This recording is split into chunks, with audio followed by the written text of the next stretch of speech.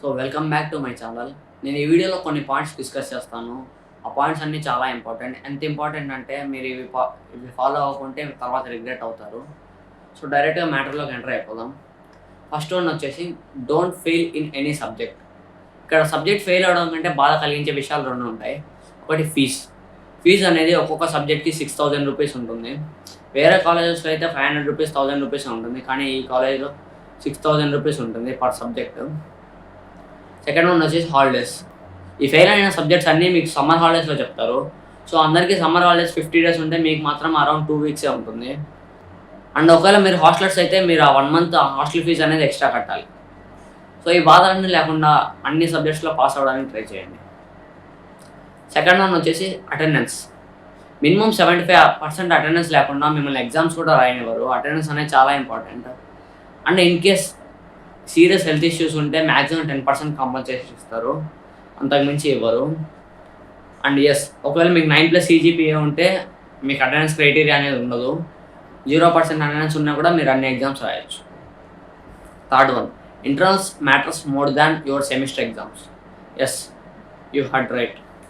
Freshers చేసే mistake ఇదే. ఇంటర్నల్సే కదా అని లైట్ తీసుకుంటారు, కానీ అవి మీ సెమిస్టర్ ఎగ్జామ్స్ కంటే చాలా ఇంపార్టెంట్. ఈ పాయింట్ అర్థం అవడానికి మాకు 1 year పట్టింది, బట్ మీరు అలా చేయకండి. ఈ వెయిటేజెస్ అన్నీ నేను ఇంకో వీడియోలో డిస్కస్ చేస్తాను, అప్పుడు మీకు అర్థమవుతుంది ఇంటర్నల్స్ సెమిస్టర్ ఎగ్జామ్స్ కంటే ఎందుకు ఇంపార్టెంటో. ఇప్పటికైతే ఇంటర్నల్స్ అనేది నెగ్లెక్ట్ చేయకండి. Fourth point, try to get 9+ CGPA in first year it self. First ఇయర్లో సబ్జెక్ట్స్ అన్నీ కొద్దిగా ఈజీగా ఉంటాయి అండ్ మీకు తెలిసినవే ఉంటాయి. 9+ CGPA తెచ్చుకోవడం అంత కష్టమేం కాదు. అదే మీరు సెకండ్ ఇయర్ వచ్చారంటే సబ్జెక్ట్స్ అన్నీ కొద్దిగా కష్టంగా ఉంటాయి. ఇప్పుడు 9+ CGPA తెచ్చుకోవడం కష్టం అవుతుంది. అదే మీరు ఫస్ట్ ఇయర్లోనే మ్యాక్సిమం ఎఫర్ట్స్ ఇచ్చేస్తే 9+ CGPA ఈజీగా వస్తుంది. అండ్ ఒకవేళ మీకు ఫస్ట్ ఇయర్లో 9+ CGPA రాలేదంటే సెకండ్ ఇయర్ నుంచి మీరు దాన్ని 9+కి తీసుకురావడం చాలా కష్టం అవుతుంది. సో ఫస్ట్ ఇయర్ని నెగ్లెక్ట్ చేయకుండా ఫస్ట్ ఇయర్లోనే 9+ తెచ్చేసుకోండి. మీకు సెకండ్ ఇయర్ నుంచి కొద్దిగా తగ్గినా కూడా మీకు మేనేజ్ అవుతుంది. Fifth one, no one ask you to study. మీరు కాలేజ్కి వచ్చేసారు, ఇంకా మిమ్మల్ని ఎవరు చదువుకోమని చెప్పాల్సిన అవసరం కూడా ఎవరికీ లేదు. మొత్తం మీ మీదే డిపెండ్ అవుతుంది. చదవాలనుకుంటే చదువుతారు, లేదంటే లేదు. అండ్ టీచింగ్ అర్థం అవ్వకుండా ఇంకా మీకు ఏమైనా డౌట్స్ ఉన్నా మీరు ఒకరి కోసం వెయిట్ చేయకూడదు. మీరు వేరే ఆల్టర్నేటివ్ చూసుకొని వెళ్ళిపోతూ ఉండాలి. So sixth one, attend the events. మీరు వచ్చాక చాలా ఈవెంట్స్ జరుగుతాయి. సో అన్నిటికీ అటెండ్ అవ్వండి, ఎంజాయ్ చేయండి. ఎందుకంటే సెకండ్ ఇయర్ నుంచి మీకు వర్క్స్ అనేది ఎక్కువ అవుతాయి. మీరు ఎంజాయ్ చేయాలనుకున్నా కూడా టైం తక్కువ ఉంటుంది. ఏమున్నా సరే ఫస్ట్ ఇయర్లోనే అయిపోవాలి. మరి అదేంటి బ్రో, నువ్వే కదా 9+ CGPA తెచ్చుకోమన్నావు అంటే రెండింటిని మేనేజ్ చేయడం కష్టమేం కాదు, ఈజీగానే ఉంటుంది ఫస్ట్ ఇయర్లో. సో మీరు ఎంజాయ్ చేయొచ్చు అండ్ ఆల్సో 9+ CGPA కూడా తెచ్చుకోవచ్చు.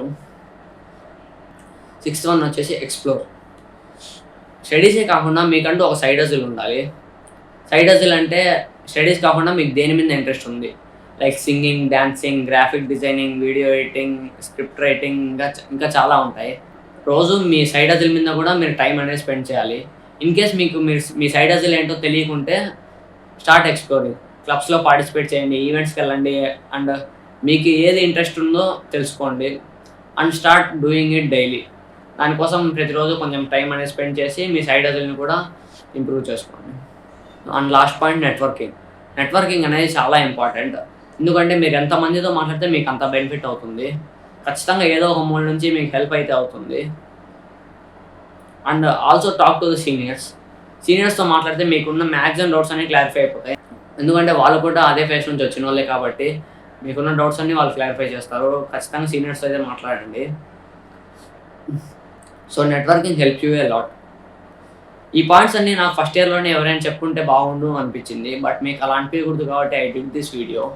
సో వీడియో హెల్ప్ఫుల్ అనిపిస్తే లైక్ చేయండి, ఇంకా ఛానల్ సబ్స్క్రైబ్ చేయాలంటే సబ్స్క్రైబ్ కూడా చేయండి. సో నెక్స్ట్ ఏ వీడియో కావాలన్నా లేదంటే ఇంకా ఏమైనా డౌట్స్ ఉన్నా కింద కామెంట్స్లో అడగండి. See you in the next video.